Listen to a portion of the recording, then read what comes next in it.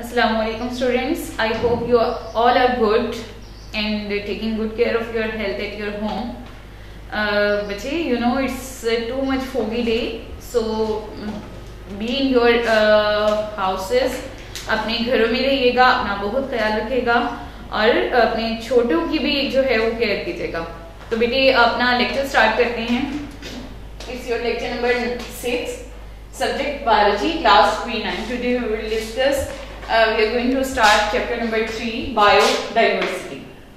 So, biodiversity. First of all, let me tell you about the word. What is biodiversity? Biodiversity, the word is the mixture of two words, bio and diversity. Bio means living and diversity means variety. Means we will discuss in this chapter the variety in the living organisms.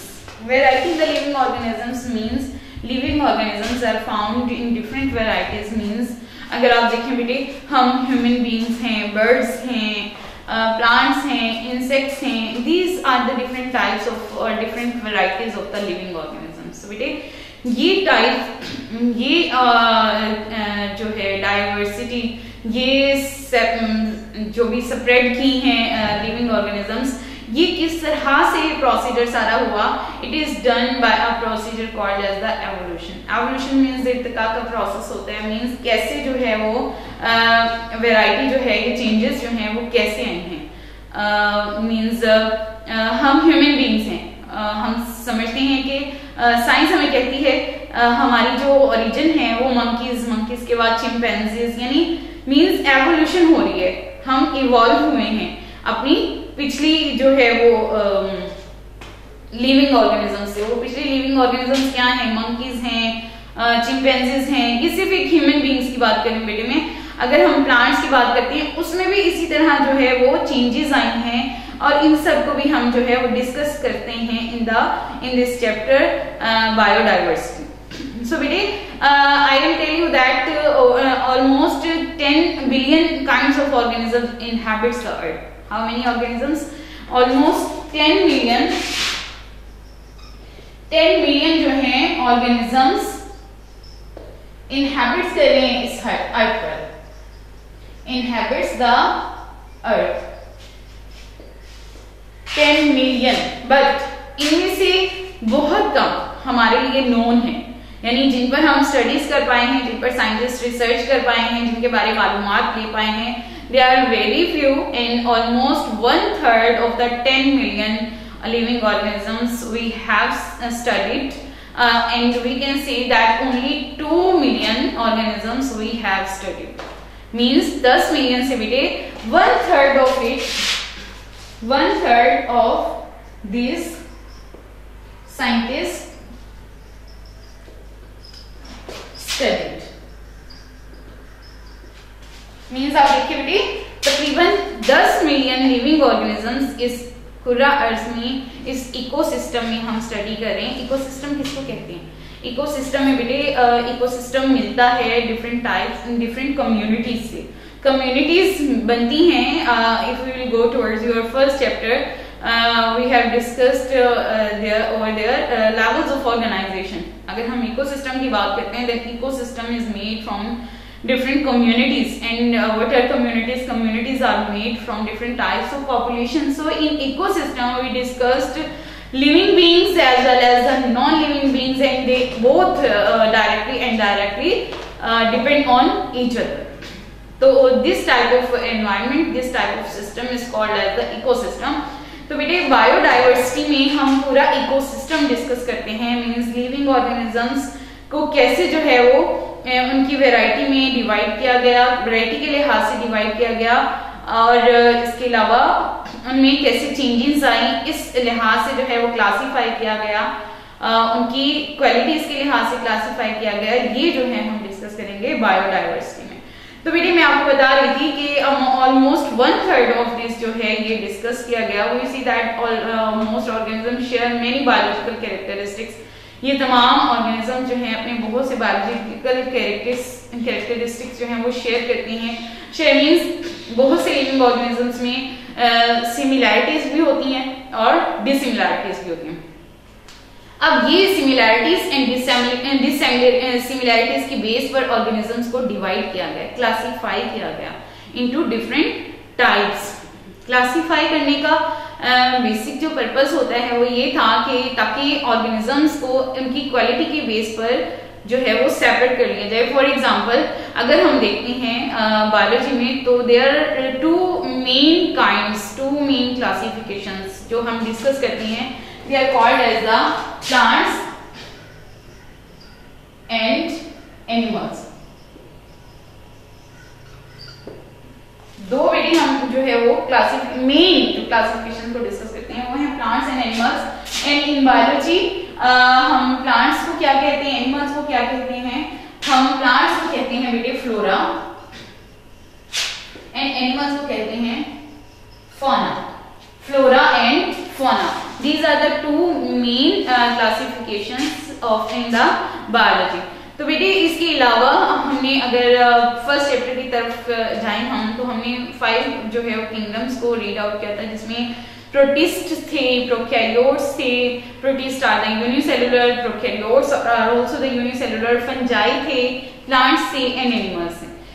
तो बेटे इस chapter में हम जो है discuss करेंगे वो ये डिफरेंट ऑर्गेनिजम्स में सिमिलैरिटीज एंड डिसिमिलैरिटीज की बेस पर उन्हें कैसे क्लासिफाई किया गया, उन्हें कैसे एक दूसरे से अलग जो है वो स्टडी किया गया। तो ये हम इस चैप्टर में डिस्कस करेंगे। Bio now we are going to move towards our today's topic, biodiversity. I told you that there are almost 10 million organism species are found on this earth, 10 million living organisms, but उसमें से कितना studied out हुआ बेटे? Just 2 million, means 1/3 of the living beings we studied just now. The term biodiversity has derived from the word bio and diversity means changes. ये भी मैंने आपको बता दिया that diversity जो है वो हम 2 मेन जो है इसमें डिस्कस करती हैं। One is the plant, another one is the animal. The scientific or biological name we used for the plants is flora, and the scientific or biological name we used of the animals is known as the fauna. अब बेटे ये flora and fauna ये भी differentiate करती है, means अगर biodiversity wise इसे study करें तो मीन्स आप देखें फ्लोरा और फौना क्लाइमेट पर भी डिपेंड करते हैं। मीन्स ऐसे रीजन्स जो पोलर रीजन्स हैं, जो ट्रॉपिकल रीजन्स हैं और जो टेम्परेट रीजन्स हैं। अब टेम्परेट रीजन्स में रहने वाले एनिमल्स, पोलर रीजन्स में रहने वाले एनिमल्स, ट्रॉपिक रीजन में रहने वाले एनिमल्स, इनकी कैरेक्टरिस्टिक्स, इनकी एडॉप्टेशंस डिफरेंट होती हैं। अब इस बेस पर यानी इनमें एवोल्यूशन कैसे आई? अब जो पोलर रीजन में रहने वाले एनिमल्स थे वो अगर आ जाते हैं टेम्परेट रीजन में रहने वाले एनिमल्स में, तो क्या अपनी एडॉप्टेशन अपना वो सरवाइव कर सकती हैं? उनमें एवोल्यूशन क्या है? फॉर एग्जांपल हम डिस्कस करते हैं जिराफ जो हैं, पहले क्या होते थे? जिराफ के नेक, अगर डार्विन्स थ्योरी को डिस्कस करें, डार्विन्स थ्योरी ऑफ एवोल्यूशन को, तो डार्विन्स ने कहा कि जिराफ जो हैं पहले उनकी नेक छोटी होती थी, बट एवोल्यूशन हुई मीन्स वहां पर जो है स्टार्वेशन हो गई।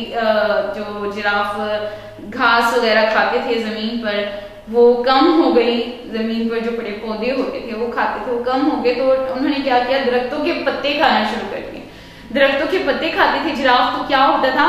जैसे नीचे वाले पोर्शन के लीव्स खा लिए तो उन्हें ऊपर करने के लिए अपनी गर्दन को और जो है वो स्ट्रेच करना पड़ता था, फिर और ऊपर करने के लिए और स्ट्रेच करना पड़ता था। मीन्स जिराफ की नेक जो है it is the result of evolution. Means उन्होंने फूड के लिए अपनी गर्दन को जो है वो ज्यादा यूज करना शुरू कर दिया, इस तरह से उनकी जो नेक है वो लंबी हो गई। तो क्या है? This is the evolution. अब यही जो है मीन्स एवोल्यूशन मीन्स ऑर्गेनिजम्स ने अपने आप को चेंज करने के लिए, अपने आप का बका करने के लिए जो चेंजिंग्स एडॉप्ट की, this is called as the evolution and biodiversity. तो बेटे ये डिफरेंट रीजन्स में रहने वाले एनिमल्स अपने आप को सर्वाइव करने के लिए जो एडॉप्टेशंस एडॉप्ट करते हैं, and this is done by biodiversity. Biodiversity found on the earth today is the result of the 4 billion years of evolution. Means biodiversity हम डिस्कस करते हैं कि जमीन में तकरीबन 4 बिलियन ईयर्स का ये प्रोसीजर है जो हम डिस्कस कर रहे हैं. The origin of the life is not well known. हमें नहीं पता लाइफ की ओरिजिन कहाँ से हुई, हम जस्ट एज्यूम करते हैं. एवोल्यूशन को डिस्कस करते हैं. अगर देखते हैं तो through limited evidence just that until 600 million years ago all life consisted of bacteria and similar unicellular organism. तो क्या कह रहे हैं हम कि 600 मिलियन ईयर्स अगो लाइफ किस पर कंसिस्ट थी? जस्ट लिविंग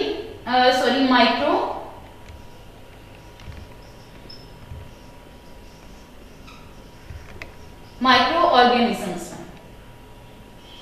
अब माइक्रो ऑर्गेनिजम्स वही बैक्टीरिया, फंजाई यानी छोटे वायरसेस, छोटे छोटे लिविंग ऑर्गेनिजम्स पर कंसिस्ट थी. उस वक्त कोई मैक्रो ऑर्गेनिजम्स नहीं थे. Means complex like human beings नहीं थे, डिफरेंट टाइप्स के एनिमल्स नहीं थे उस टाइम पर. तकरीबन कितने, आज से 600 मिलियन साल पहले. तो अब जो देखें आप कितनी डाइवर्सिटी आई, कैसी चेंजिंग्स आई कि अब कितने कॉम्प्लेक्स ऑर्गेनिजम्स भी हम स्टडीज करते हैं. बाद में हमने डिस्कस किया डायनासोर्स, डायनासोर्स के बाद फिर चिंपैंजीज, फिर डिफरेंट टाइप्स ऑफ एनिमल्स जो है वो और इवॉल्व होते गए और अब हम जो है वो ह्यूमन बीइंग्स को डिस्कस करते हैं. Now the next topic is the importance of biodiversity.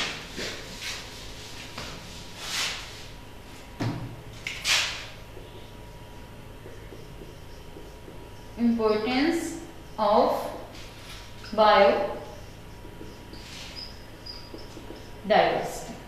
अब इंपॉर्टेंस ऑफ बायोडाइवर्सिटी में बेटे हमारे पास 3 चीजें आ जाती हैं. One is the making and maintaining ecosystem. Making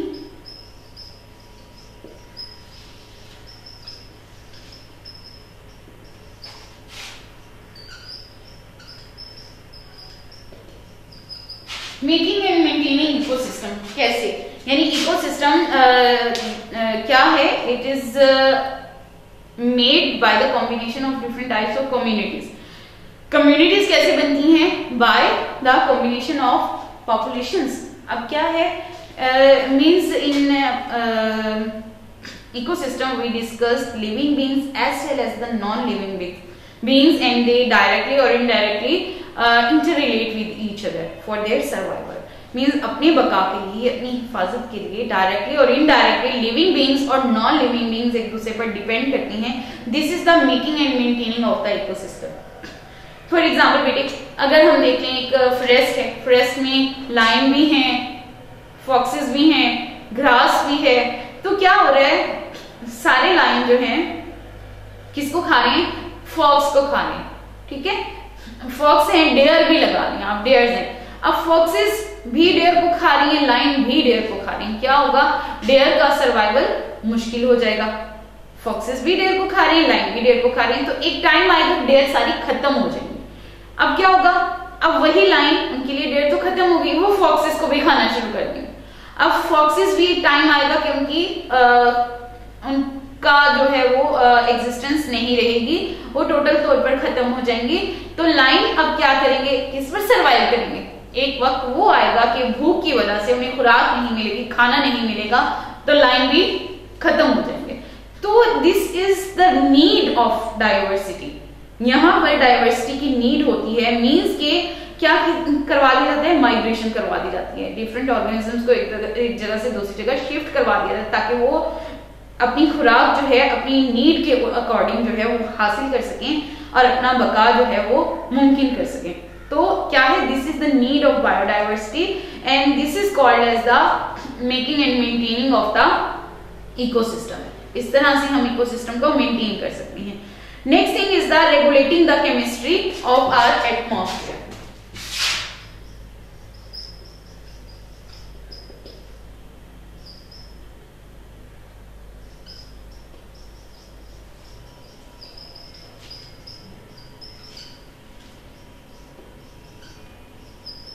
of atmosphere. ये एटमॉस्फेयर की केमिस्ट्री को रेगुलेट करते हैं। मीन आप देखें बेटे, हम क्या करते हैं, सांस लेते हैं, इनहेल करते हैं, एक्सहेल करते हैं, कार्बन डाइऑक्साइड गैस जो है वो आउट कर देते हैं, ऑक्सीजन इनहेल करते हैं। अब ये डायरेक्टली हमारी कार्बन डाइऑक्साइड गैस है प्लांट्स यूज कर लेती हैं फॉर देयर फोटोसिंथेसिस। तो क्या है, इस तरह से डिफरेंट टाइप ऑफ गैसेस जो है वो मेंटेन हो रही हैं। अब प्लांट्स भी पानी को अगर हम लें, पानी कैसे जो है वो वाटर साइकिल कैसे कंप्लीट हो जाता है, इवेपोरेशन हो रही है, हम पानी पीते हैं, हमारा वेस्ट मटेरियल रिमूव होता है, इवेपोरेशन होती है, पानी वाटर वेपर्स क्लाउड्स में जाती हैं, वो क्लाउड्स जहां पर नीड होती है, जहां पर टेम्परेचर चेंज फील करती हैं, वो जहां पर पानी यानी उन्हें लगता है कि यहाँ पानी जो है वो नहीं अपने अंदर रख सकते, वो पानी को वापस बैक कर देती है in the form of rain. तो पानी फिर से वापस कहाँ आ जाता है, जमीन पर आ जाते हैं।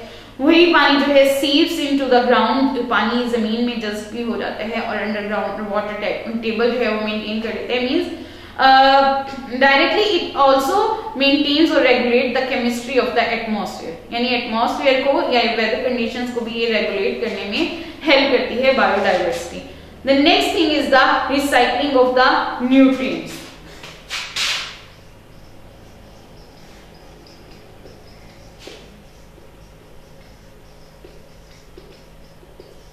Recycling of the nutrients means nutrients जो सॉइल की फर्टिलिटी के लिए रिक्वायर्ड होती हैं, जरूरी होती हैं, नेसेसरी होती हैं, उनकी जो है ये रिसाइकलिंग करने में भी बायोडाइवर्सिटी हेल्प आउट करती है। तो बेटे these are the main 3 points that's why biodiversity is important for us, is making and maintaining ecosystem, regulating the chemistry of the atmosphere, recycling of the nutrients. Now the next topic is the classification, aim and principle.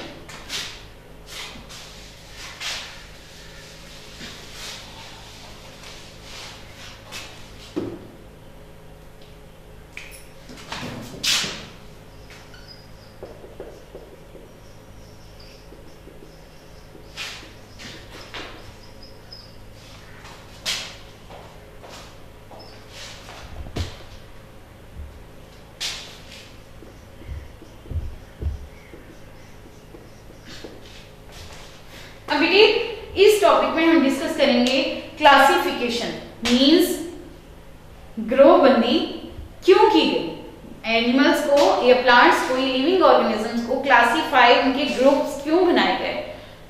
अगर हम देखें बेटे, हमारे पास एक साथ ढेर सारे बर्तन पड़े हुए, ठीक है, उसमें हमें स्पून्स नहीं पता, पॉट्स नहीं पता, कुछ भी नहीं पता, आपको उसमें से बताना मुश्किल हो जाएगा क्या स्पून्स किसे कहते हैं, कौन सा बर्तन, प्लेट्स किन्हें कहते हैं, डिशेस किन्हें कहते हैं, पॉट्स किन्हें कहते हैं, केटल्स किन्हें कहते हैं। तो आप क्या करेंगे, आप इन सब चीजों को सेपरेट करके रखते हैं। जब आप इन्हें सेपरेट करके रख सकते हैं, आप बताएंगे कि स्पून क्या है, स्पून जो है वो किस शेप का है, कितने साइज का है, किस किस तरह का हो सकता है, कितने नंबर्स हैं उसमें, प्लेट्स क्या है, डिशेस क्या है। ये मैंने आपको एक जनरल एग्जांपल दिया बेटे। अगर पूरी होल जो है बायोस्फीयर, होल इकोसिस्टम ऐसे ही पड़ा रहता तो साइंटिस्ट के लिए बहुत मुश्किल हो जाता उसे स्टडीज करना, उसे जो है रिसर्च करना। तो साइंटिस्ट ने अपनी ईज के लिए क्या किया, इन तमाम लिविंग ऑर्गेनिजम्स को एंड नॉन लिविंग ऑर्गेनिजम्स को for the ease of their study उन्होंने इसको क्लासिफाई किया। And the branch in which we deal the classification of the organism is called as the taxonomy. During classification हम बेटे 2 जो है वो branches डिस्कस करते हैं। One is the taxonomy and other one is the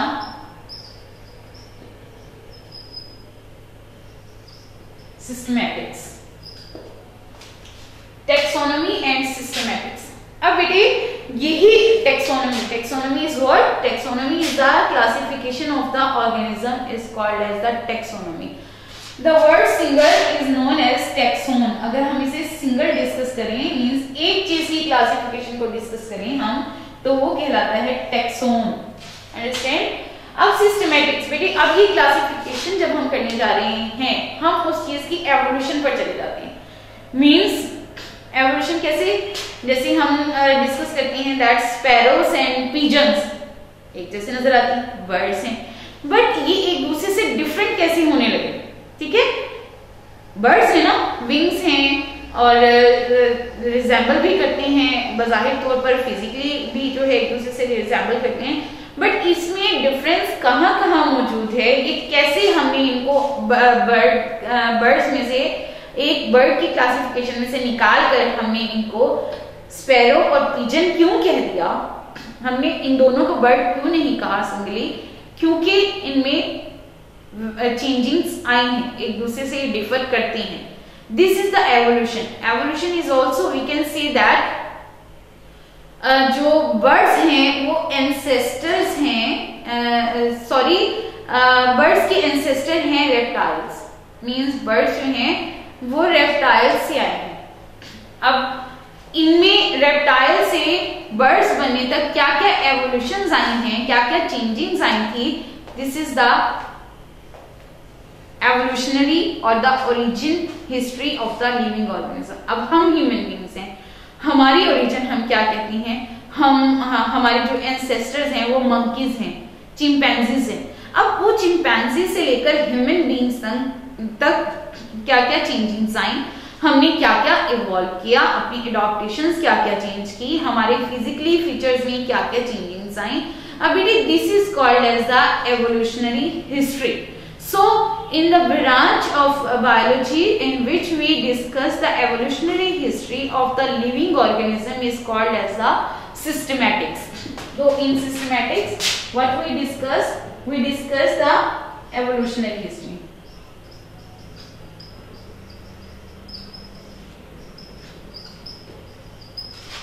And in taxonomy, there is the classification.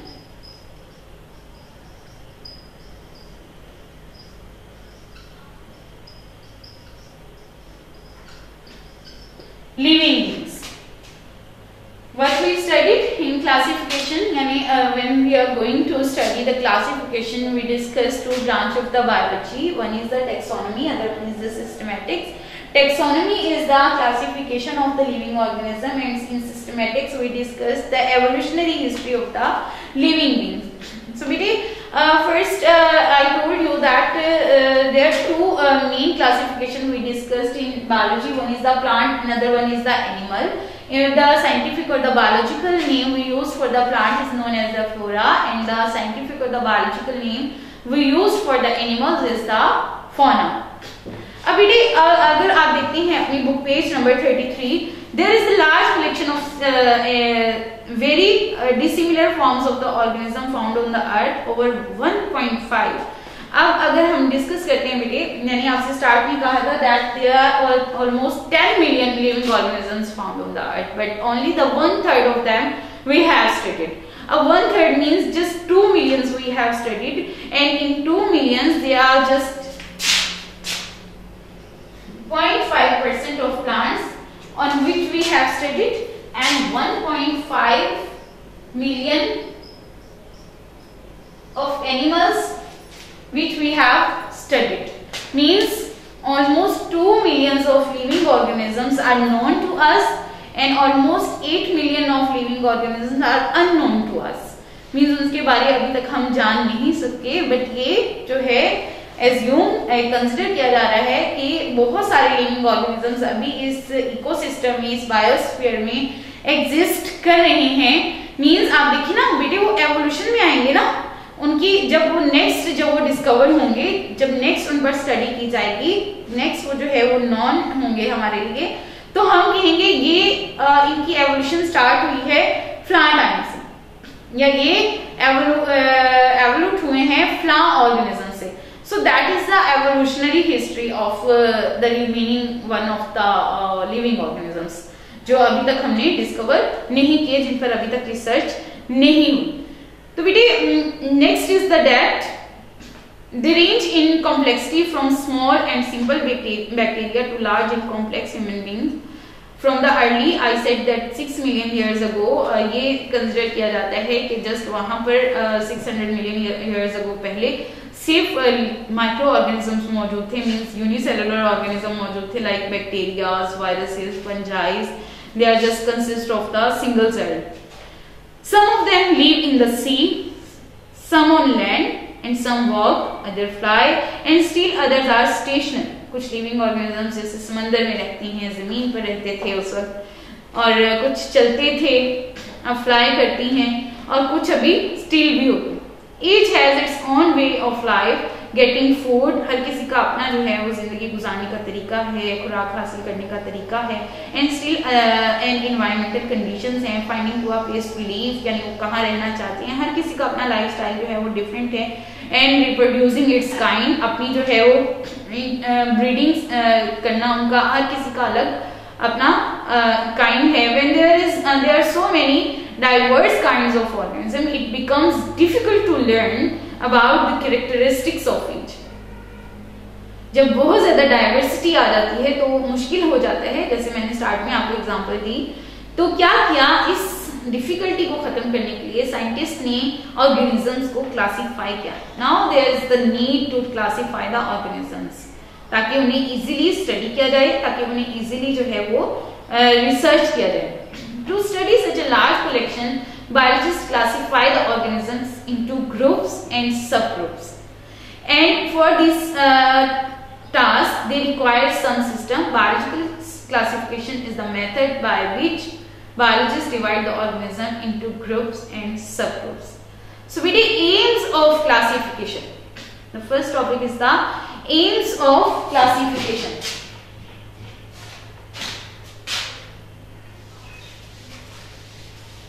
AIIMS of classification बेटे to important, क्यों जो है वो जरूरत पेश हुई क्लासिफिकेशन की, और इसके लिए कौन कौन से प्रिंसिपल्स जो हैं, कौन कौन से असूल और कवानीन जो है वो फॉलो किए गए क्लासिफिकेशन की एम को कंप्लीट करने के लिए. First is the need to classify the organism, that is the taxonomy. And second need is the to search or to study the evolutionary history of the organism was the systematic, and other one is the to determine the difference among similarity and dissimilarity. To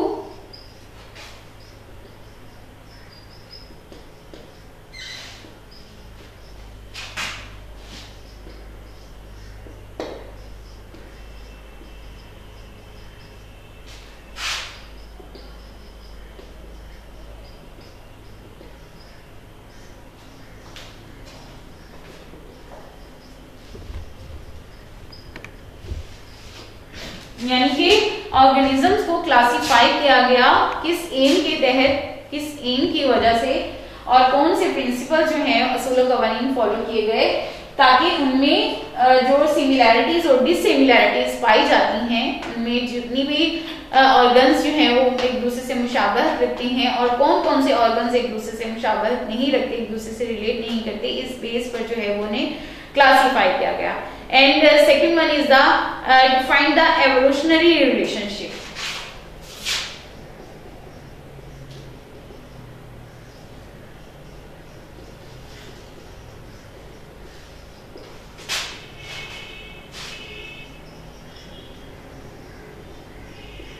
To find the evolutionary relationship, and it is called as the systematics.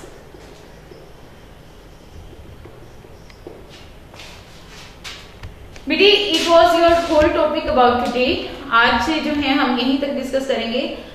The next is the classification, the complete classification system जो है वो हम discuss करेंगे इंशाल्लाह. यही आपका homework है, आपने यहाँ तक जो है अच्छी तरह से लर्न करना है. एंड जो इम्पोर्टेंट पॉइंट्स होते हैं बेटे, जैसे how many types of organisms could be found on this earth, और डिफरेंट टाइप्स के ऐसे शॉर्ट और ऑब्जेक्टिव वाइज एमसीक्यूज आप जो है वो खुद से इसमें जो है वो सर्च कर सकते हैं. अगर आप इसे थॉरोली स्टडी करते हैं तो आपने इसे थॉरोली भी लर्न करना है और ऑब्जेक्टिव वाइज भी लर्न करना है. It gives you quite important informations. तो बेटे यही लेक्चर आपका गेर्जन स्कूल सिस्टम का चैनल है यूट्यूब पर, गेर्जन स्कूल सिस्टम के नेम से वहां पर भी अपलोड कर दिया जाता है. Kindly like and subscribe that channel, ताकि आपको जितने भी अपडेटेड लेक्चर्स हैं उनके नोटिफिकेशन जो हैं वो मिलते रहें. So it's your homework that you have to learn from page number 31 to page number 33 up to the point aims of classification. अपना बहुत ख्याल रखिएगा. Thank you so much.